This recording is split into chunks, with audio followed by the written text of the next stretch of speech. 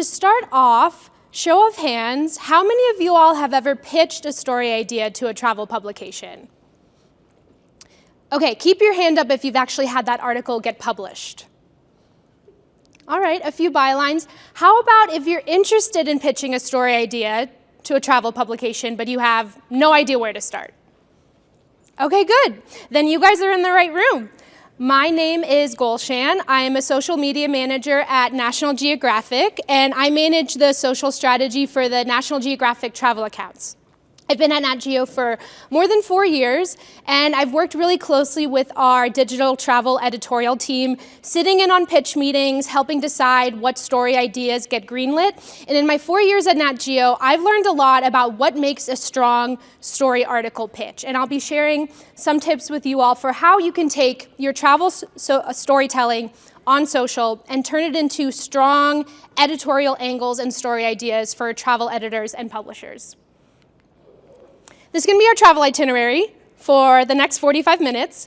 First, we're going to talk about what are some advantages that you all have as travel creators versus other traditional freelance writers that you can use to your advantage. Then we're going to talk about what is it about your social pages that social publishers evaluate when they're looking at your channels. Then we'll talk about the big question. Okay, you have this great idea. How do you actually break through the inbox for a travel editor? Then we'll discuss 10 questions to ask yourself before actually hitting send on a pitch email. And then lastly, I'm going to leave you guys with an actual template and framework that you can use in your pitch emails. As travel creators, one of your competitive advantages is that you all have a pulse on what destinations are really hot and trending right now. Go ahead and shout some out. What do you guys feel like have been destinations that you've seen all over your social feeds lately? Bali. Japan, yeah, I feel like I've been seeing Japan all over the place the last few years. Peru, Croatia, yep. You want to think of your social accounts as a testing lab for observation and data. The storytelling that you all are putting out there, it's audience tested, it's engagement backed, and you all can leverage that when you're pitching your story ideas to travel editors, that these story ideas that come from your content already has bought-in audience interest. Because travel publications, they're looking for content that feels timely and trending and of the moment that travelers can act on. So think of yourself and position yourself not just as a content creator, but also as a trend forecaster who can back that up with audience insights. Being a strong content creator, it can help open the door, but it doesn't guarantee editorial bylines. When publishers and social producers are looking at your social pages, they're not just evaluating you as a content creator, they're looking at your storytelling ability, your credibility as a content creator, your writing style. Can you find original angles? Is there an element of something new or surprising about a destination that you're covering? What do interactions on your content look like? Aside from just video views, what are other kind of high value signals that are on your social pages, or comments that might indicate wonder or surprise? Like if there's comments like, oh my gosh, I had no idea, I need to go to this destination. What does your exclusivity looked like on post? Were you able to access somewhere like a preview for a reopening or a grand opening? What do your kind of connections and exclusive access looks like that you've gotten to have? And then what are your strongest storytelling pillars that you show? Are you a creator that focuses on, say, adventure travel or budget travel or family travel? How is your strongest storytelling content pillars coming through and standing out in your content? And then your captions. Even if you haven't been published before or earned bylines, you can still show your writing style and editorialize them in your captions, showing that you can not only entertain your audience, but you can also educate and inform them. We're going to have a few breakout discussion questions throughout the session. So this first one is, take the next few minutes with the folks around you to discuss the questions that we just went through, and where on your own social presence do you feel like you already have strengths or could be areas of growth for you all. So take the next 3 or 4 minutes and chat about these questions with the folks around you.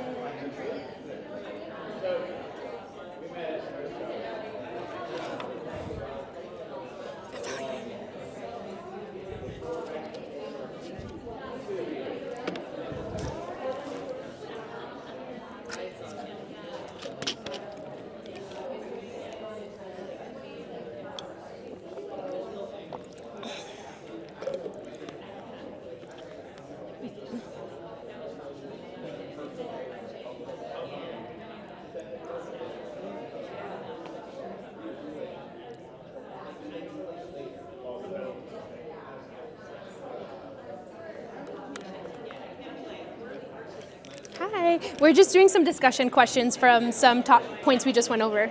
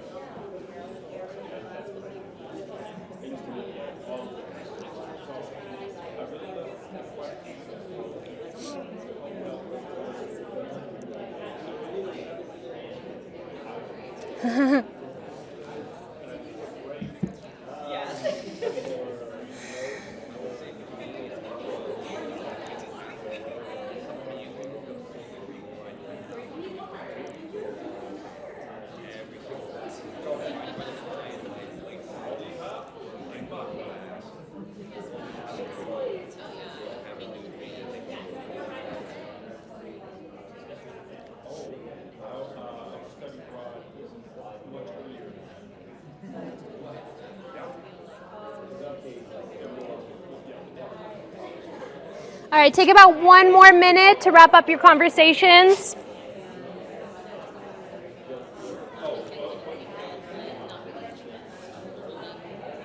Oops.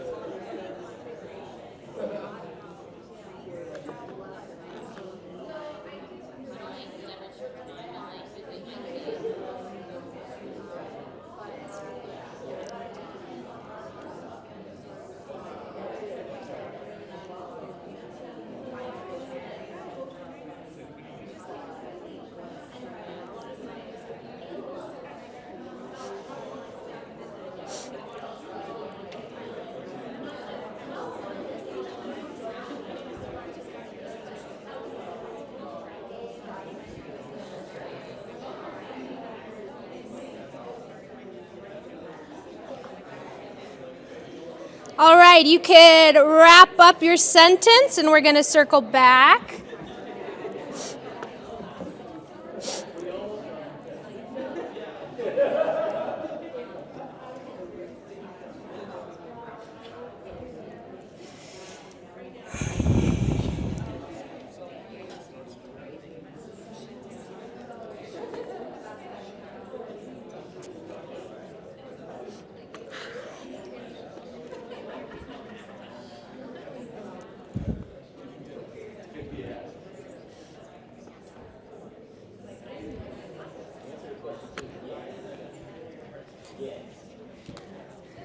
All right, we're going to bring it back and keep moving.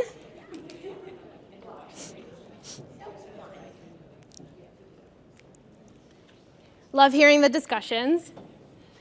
A helpful way to approach pitching is to think like a publisher. Publishers rely on a variety of different story formats, and each one of those story formats has a different editorial goal. So the more you can familiarize yourself with the different story buckets, it'll help you tailor and position your pitch more strategically for how you should frame your story. If, say, your pitch would make for a really strong narrative story, or if your pitch would make for a good seasonal guide, it's going to help you be able to strengthen your pitch, knowing how your story can fit into these formats. Evergreen stories. Those are stories that are going to be relevant no matter what time of the year you publish that story. They'll even be relevant even years after they published if you share them just with some light updating. And I have a few examples up here of National Geographic travel articles that we've published that are evergreen stories. Narrative stories. Those are stories that deliver first-person impressions of places and experiences. They're very immersive, very vivid storytelling. You're bringing not only characters to life in your story, but also the experiences that you've had as a traveler. Utility stories. Those are designed to actively help a reader plan a trip and to help a reader make travel decisions. They're very practical. Those will be articles like how-tos and travel tips. And then timely and seasonal stories. Timely travel stories are usually kind of those quick turn breaking news stories, like if there's big changes in the visa process or if an airline abruptly shuts down. Seasonal guides, some we've done recently at Nat Geo, is best places to see the cherry blossoms during the springtime in the US.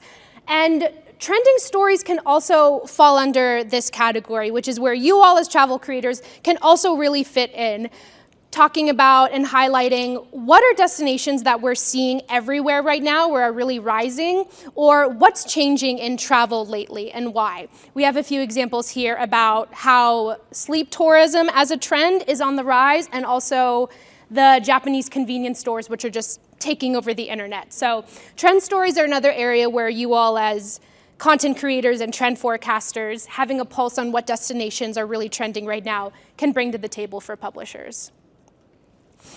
Now that you all have an understanding of the different types of story formats, we're going to talk about, okay, you've got this story idea, how do you actually get noticed in an editor's inbox and break through the inbox? One of our travel editors, Hannah, she gets more than 350 pitches in her inbox every week. Editors are very busy. They don't have time to respond to every single pitch in their inbox. So here's a few tips for how you can stand out. First is, think of the subject line of your email as your story headline, and think what's going to catch the editor. Like I said, editors don't have a lot of time on their hands, so be clear, but also be concise in how you're going to execute the story and what sources you're going to talk to provide the expertise in your story. Pitch what you have, but more importantly, pitch what you know and what your expertise is. Rather than saying to an editor, hey, I'm going to this destination next month, do you all want a story? It's more ideal if you pitch to an editor places that you've already been and you already know what the story is. So when you reach out to an editor, you should already know what your story topic is and what the story angle is going to be.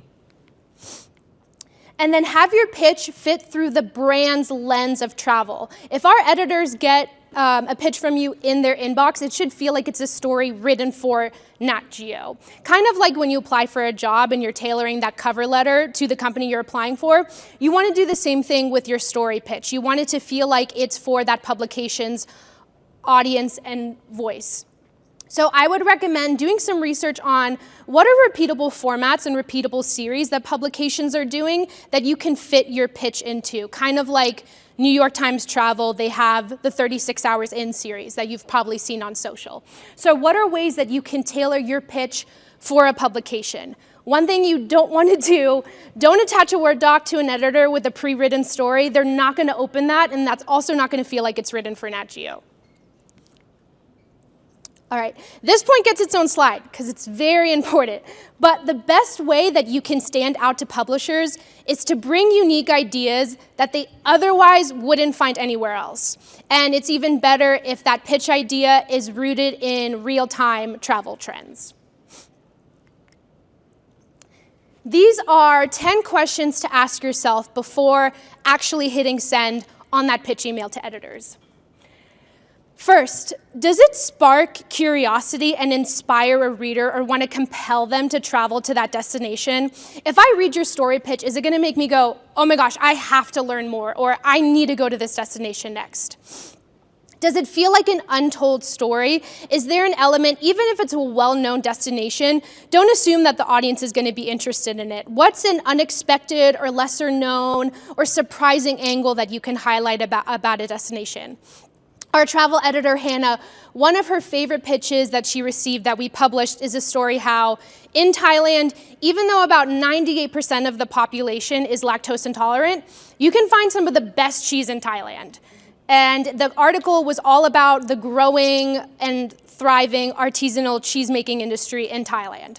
And when you think of Thailand, cheese is definitely not the first thing you think of, right? You probably think of pad thai or the night markets. So this was a new and surprising way to highlight a popular destination. And Hannah's also a big cheese lover, so that pitch won her over. Why does this need to be said, and why does it need to be said now? And why are you the person to tell the story? What's your connection to the place? Are you an expert on the topic? Do you know the destination like the back of your hand, that you've visited it a bunch of times? Prove to the editor why they should assign this story to you. Is there a superlative in the story? Is this the first or the biggest or the only of its kind? If there's a strong superlative that you can attach to your story, that'll really help give it an edge. Oftentimes when we're sitting in pitch meetings, we might be on the fence about a story, but if there's a strong superlative attached to the pitch, that'll help give it an edge and end up getting it over the finish line to be greenlit as a story. So, anytime you can include a superlative in your story, that'll help make it feel more distinct and more remarkable. You always want to include reader service information in your article and in your pitch. So say you're highlighting a story about hiking in the Dolomites. Including reader service information might include information like tour companies that offer these guides, the best hikes, lesser known viewpoints, some essential gear, the best seasons to visit. Including reader service information is essential because it helps readers travel better and smarter. Another thing is, while you want your idea to be unique, you still want it to have broad general appeal. You don't want it to be too niche or super narrow that it no longer feels widely relevant and appealing to an audience. And the last question is the most important question. What's the story headline? How many of you all out there are YouTubers? Okay, a good amount. Kind of like when you're making a YouTube video, the first thing you start with is, okay, what's the title of my YouTube video? What's going to be the thumbnail and what's going to be the text on screen on the thumbnail for my YouTube video? And then they reverse engineer their YouTube video. You want to take the same approach with your story pitch. First think, what's my story headline going to be? And then reverse engineer your pitch that way. If you can't come up with a story headline, then that probably means you don't have a fully developed story idea yet. Okay, now that you all have a good understanding of what makes a strong editorial pitch, you all are now going to come up with an editorial story idea plus a headline from your social content. And if anyone's feeling really confident in theirs, they can share it out with the wider group. But take the next few minutes to brainstorm that with the folks around you, and then we'll regroup, and if anyone wants to share them out, we can. Yep, I'll leave this slide up.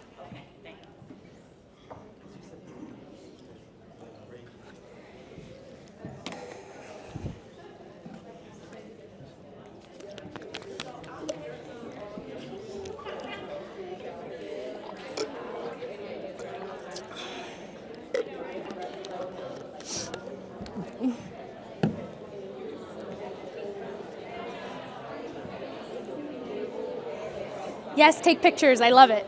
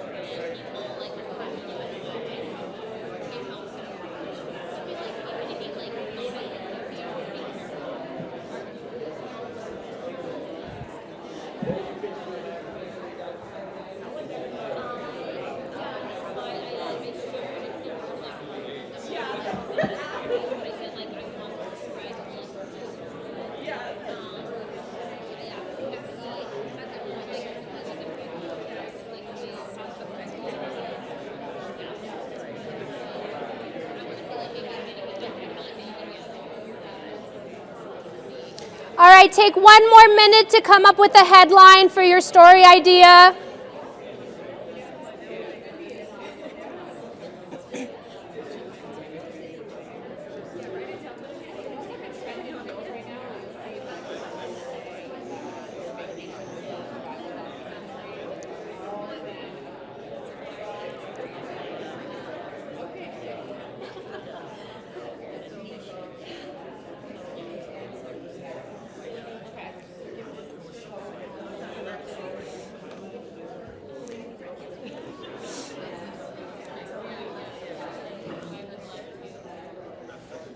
All right, and wrap up your thought, and we're going to bring it back.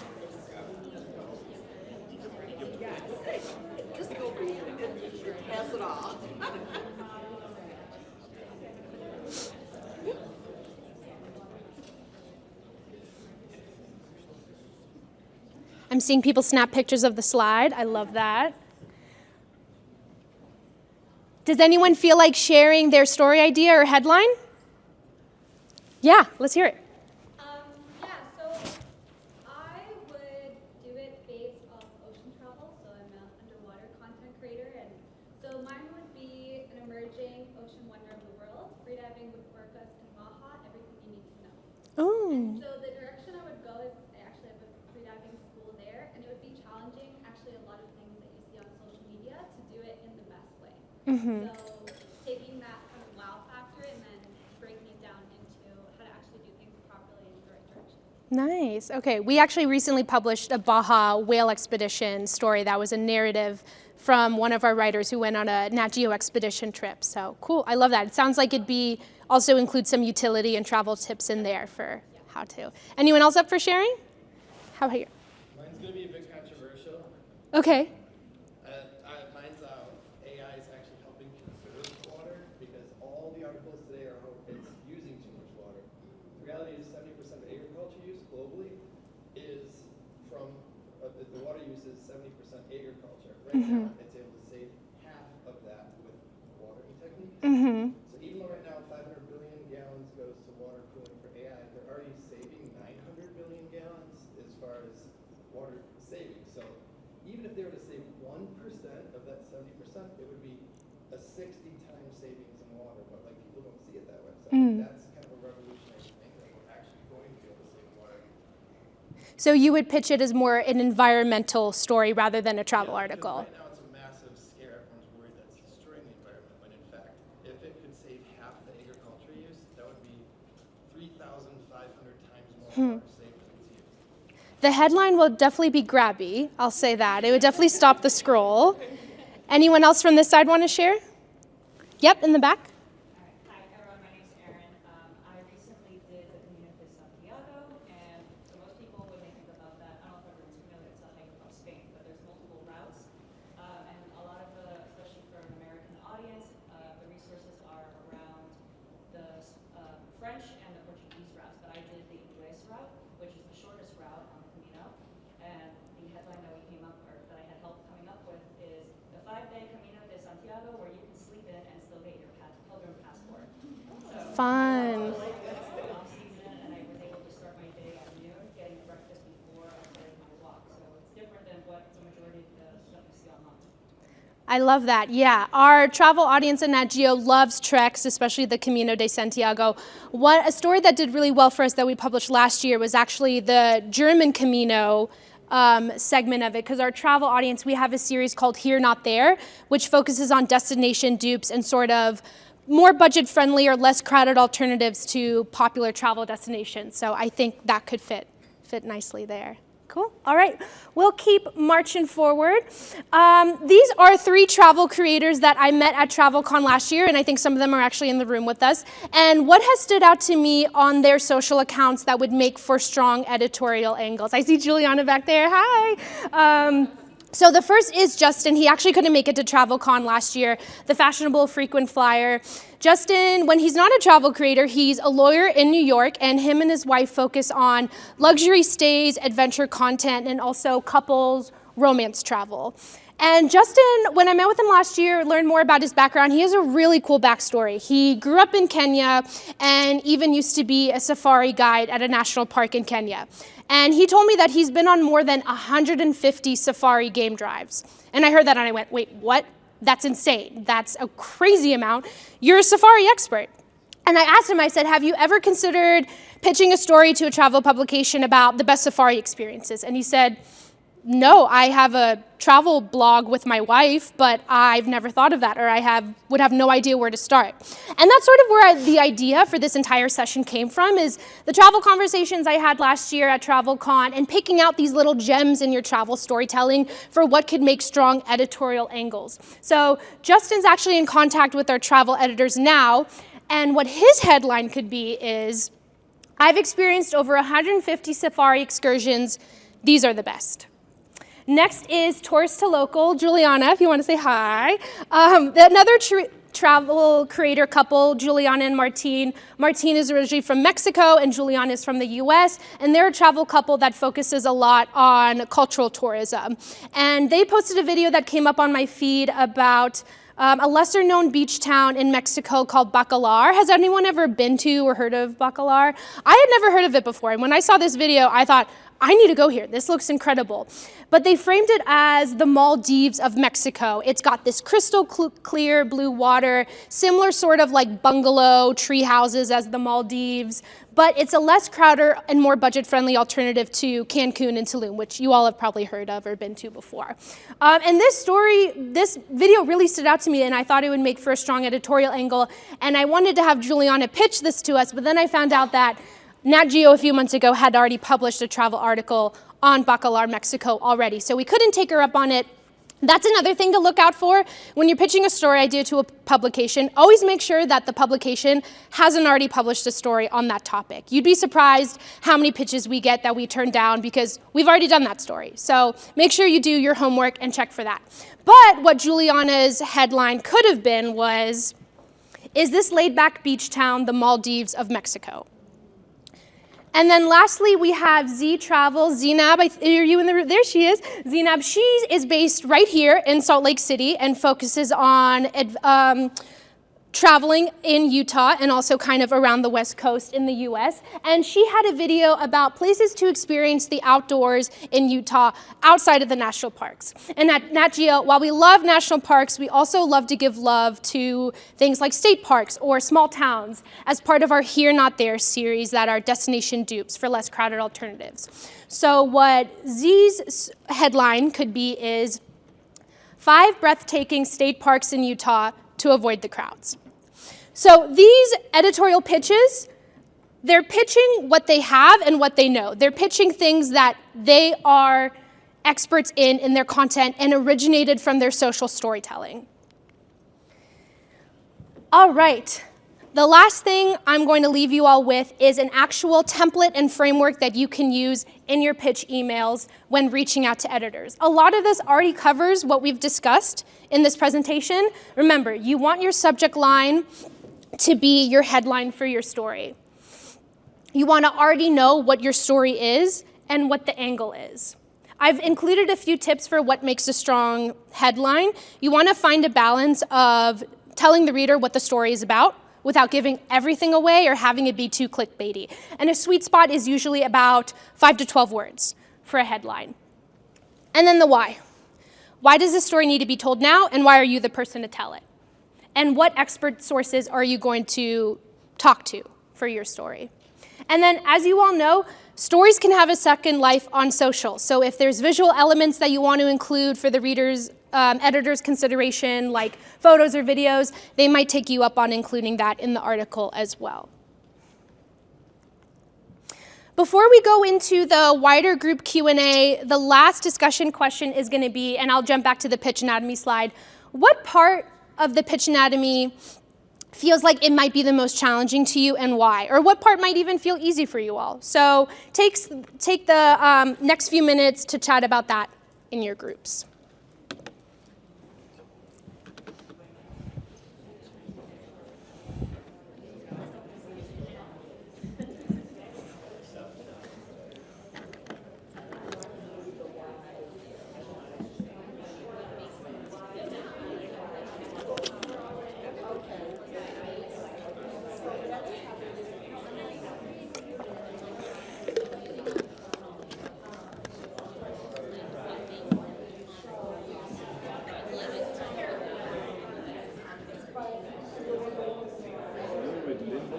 I'm sorry? Are you with National Geographic? Yes. I have an Antarctica trip. Oh, cool. You're going on an Limbo. expedition? Limbo. Oh, amazing. When are you going? January 28, 2028. Oh, okay. I So just like booked a a group. while. That's so exciting. Is that the 3-week trip that goes to the No, Patagonia I think too? it's 12 days.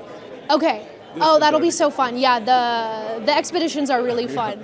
People, for them to be on that for such a long time. Yeah. My friend did that. My coworker did that trip. It was the Patagonia and Antarctica, and it was a 3-week cruise, and she had an amazing Patagonia, time. There is another company that just does Patagonia.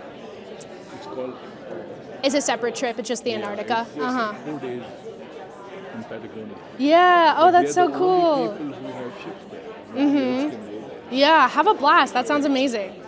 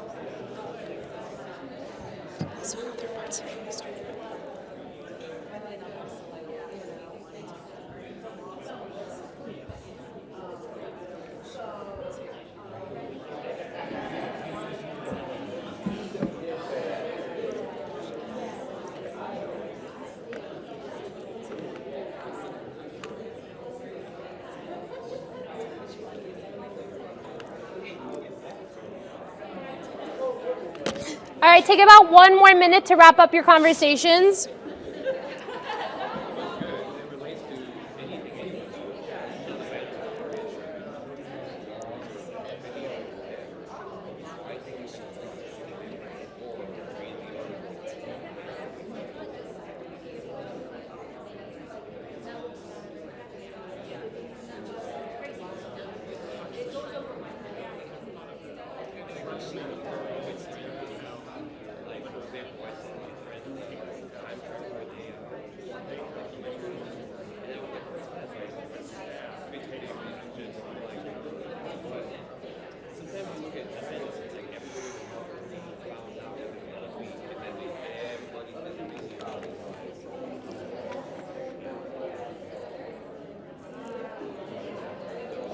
All right, and wrap your thought up before we close out.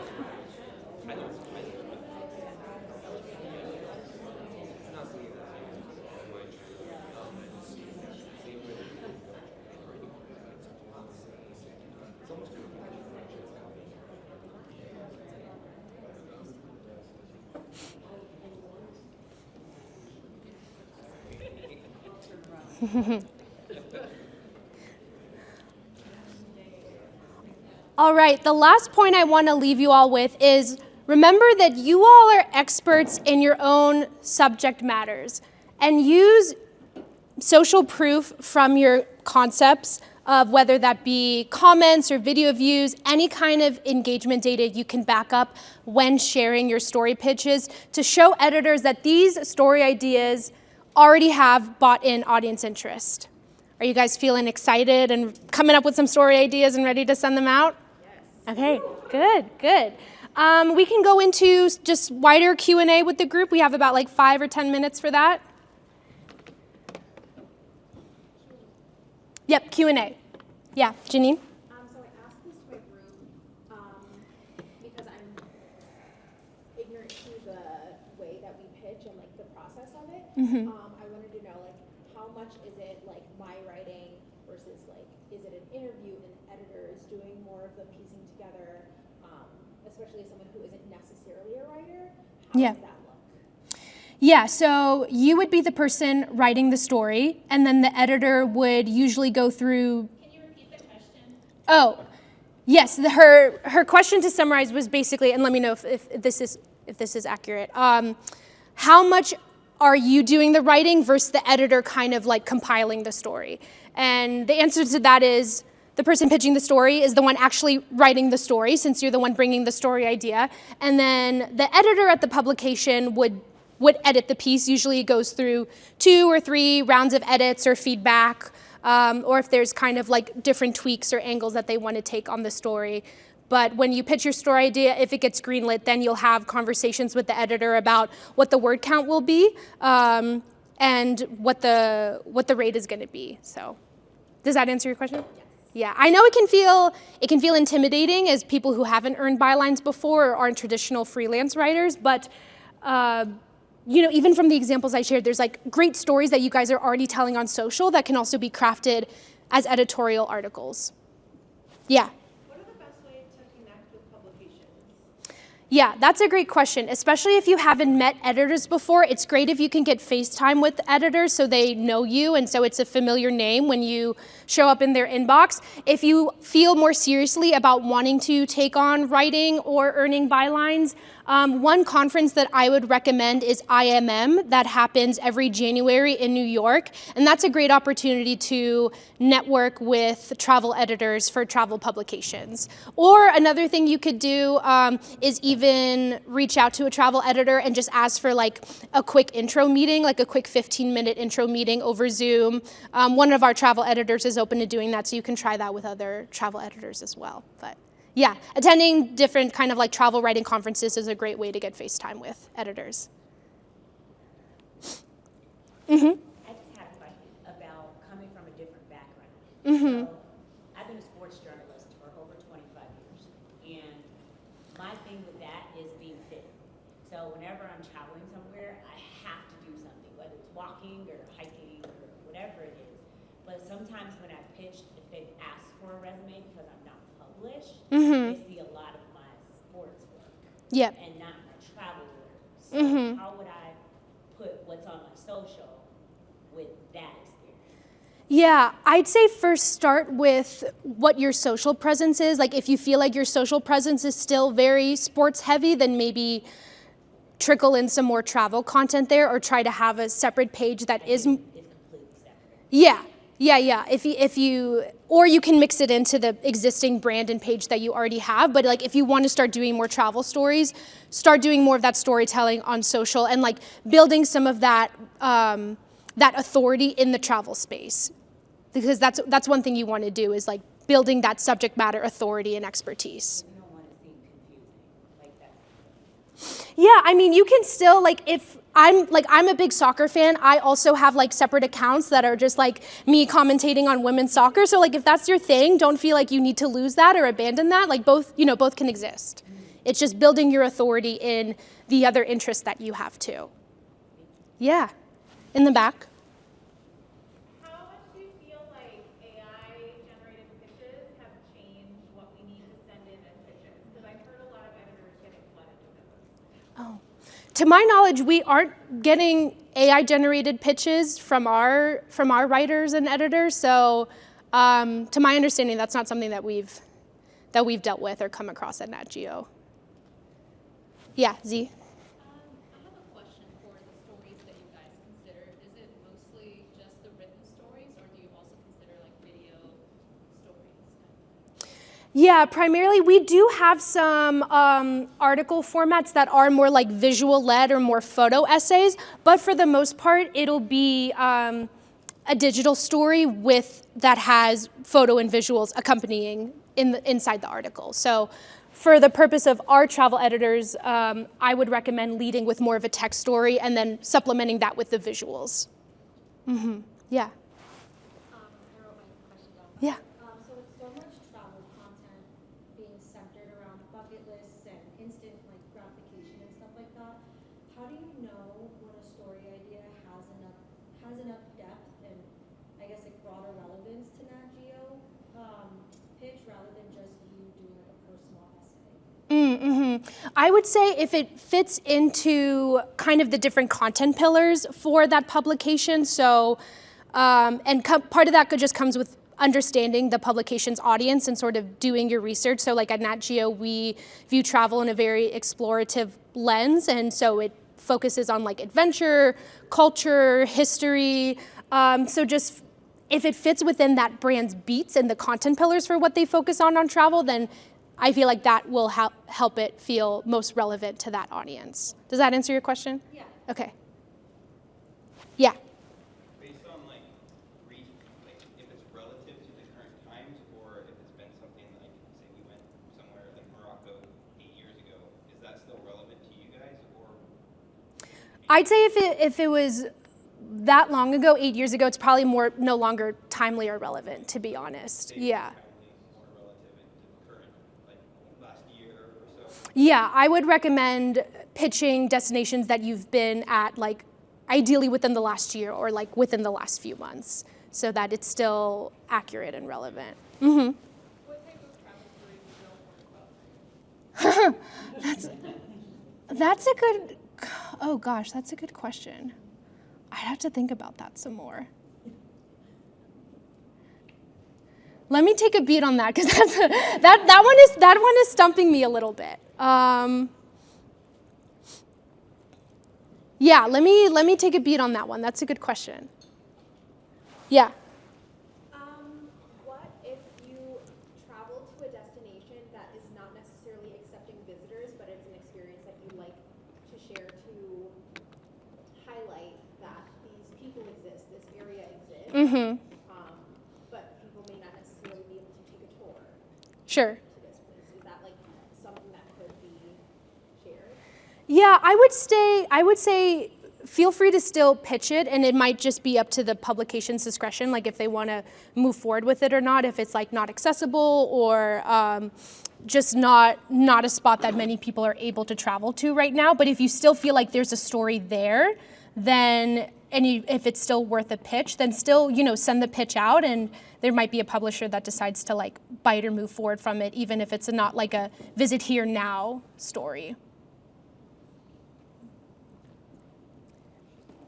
We've still got, and anyone else have questions? Okay, yeah? I guess this would kind of be more of like my own curiosity with you and your experience in Nat Geo. Yeah. Since you've started, do you think that there's anything that working with Nat Geo has really evolved your thinking about the world, or how people develop stories, and just kind of going off on that with you and your experience? Yeah. I think everyone can share a story and has the ability to do that. So that's also why I wanted to do this presentation, is to make it feel less intimidating for people who are storytellers, but maybe just aren't traditional like freelance writers. And I've learned that there's like just stories out there everywhere that people have the ability to tell. It's just giving them the resources to connect them on the editorial side. Yeah, and I'm around. I'm here all week. So if you all just want to chat more about story ideas, I'm all ears and happy to connect with folks one-on-one. Like I said, I'm also a big soccer fan. So if you want to talk about the World Cup too, that's going on right now, I will also chat about that. So yeah. And let's get a selfie before we wrap up. You guys can stay where you are, but I'm very much a millennial. But let me try to do the Gen Z selfie that. What's your team, by the way? What's my? Well, I'm mainly a women's soccer fan, and I'm a season ticket member for the Washington Spirit, which is the local club team in Washington, D.C. I'm quite a super fan, so I don't really have much loyalty or allegiance to any of the teams now. But yeah, I more root for my club team and the U.S. women's national team. But yeah, okay, let's try to do the Gen Z selfie.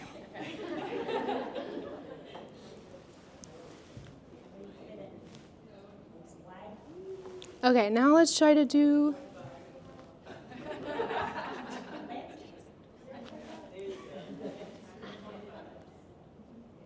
Yay, thank you guys.